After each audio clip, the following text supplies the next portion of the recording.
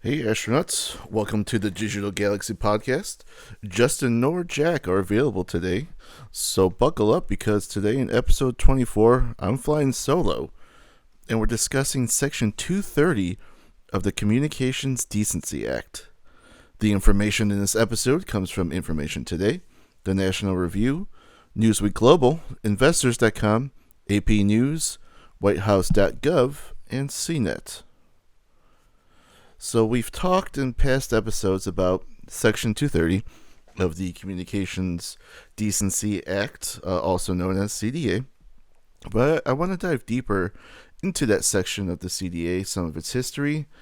It's been in the news quite a bit, and I think some history on it will help us all out. The emergence of offensive material in pornography in the mid-90s led the government to respond with CDA. The act was thrown out, actually, by the Supreme Court for violating the First Amendment. However, several sections still live today. Section 230 is the one that survived. That's the one we're talking about. And actually has a lot of relevance right now in our current landscape. Just to bring you up to speed, the section of the CDA that specifically deals with social media and other internet platforms stated that, quote, no provider or user of an interactive computer service shall be treated as the publisher or speaker of any information provided by another information content provider, end quote. What this means is that platforms like Twitter and Facebook, YouTube take no legal responsibility for the content that is posted on their sites.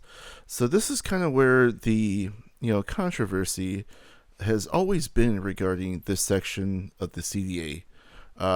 Platforms have been protected, and it's kind of been the Wild West on the internet since 1996.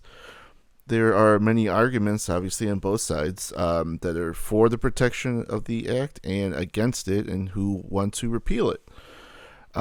So according to an article written by George Pike, published in Information Today, the section was specifically designed to protect internet service providers, also known as ISPs, like America Online, Ameritech, and AT&T. However, the courts quickly interpreted computer service content provider to also include websites, not just ISPs that host that internet activities. So with this protection, websites like MySpace and Friendster were born, basically creating a bulletin board on the internet, allowing anything to be posted that isn't illegal, of course. Well, sometimes it gets through, but it also, allowed people to post anything, and it also denies those websites of any legal responsibility or recourse for the content that was uploaded by their users.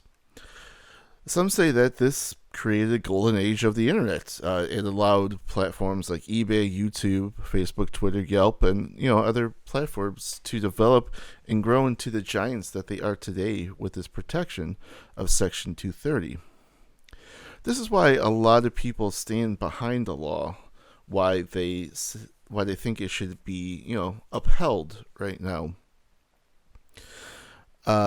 Because without it, I think the internet probably would look like a completely different place. With this protection in place, Twitter and Facebook have been under fire recently because of the 2020 election. I'm sure you've all heard and read everything about that, and other content that freely flows on their platforms. If you remember, in episode 20, we discussed the recent Senate hearings of both Jack Dorsey and Mark Zuckerberg. They were accused of election bias by some and accused of being monopolies because of the powers enacted by Section 230. And that's why the conversation of reforming Section 30 has been so rampant recently.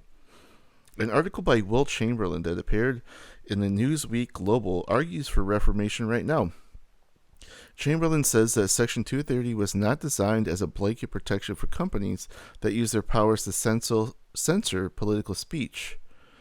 He does agree that the platforms should monitor the content that is posted, but he says, quote, the federal government must guarantee that it is not shielding those who shield the public from each other's thoughts and ideas, end quote.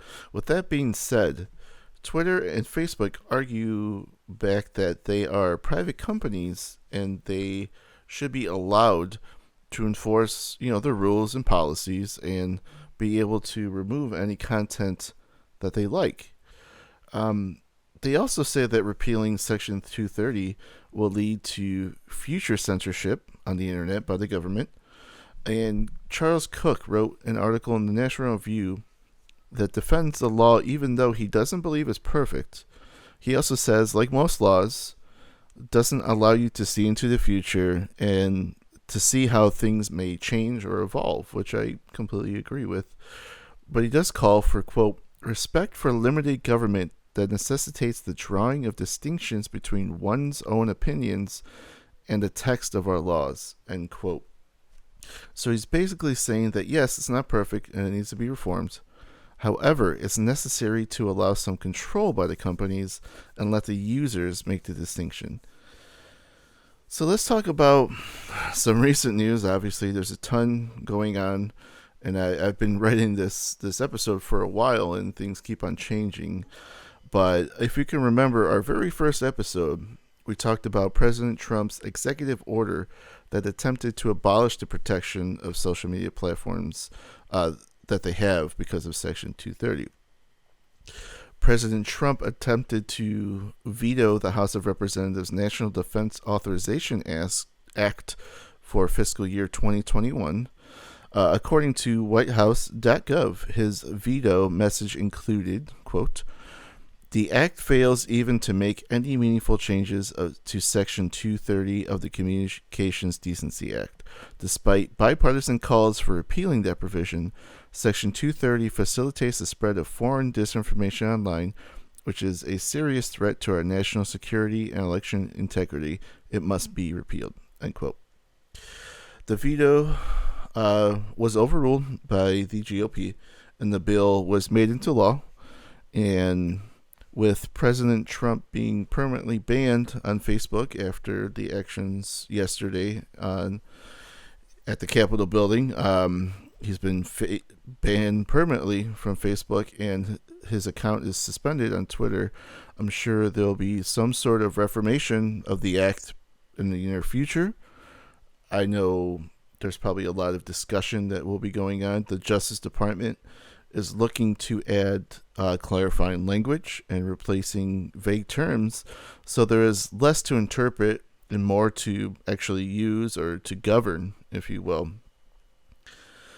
In next week's episode, we're definitely going to cover the ramifications of the move by Facebook and Twitter and other social media platforms to take down the president's tweets and to ban him from those platforms. Because I'm sure in the next week or so, there's going to be a lot of conversations, a lot of articles, a lot of more research I can do in the upcoming week so I can inform everyone to my best on the show. So I hope you're still with me. I really appreciate you coming with me on this journey, stand alone, if you will, because that's about wraps up everything today. But don't forget to follow our channels on Twitter, YouTube, Spotify, Google Podcasts, and iTunes. You can also find this episode in written form on our website, digitalgalaxypodcast.com. This episode was created by Clearo, a social media app where you are in charge of your data and community. Check it out at Clearo.app. Thanks for coming along on our journey. Till next time.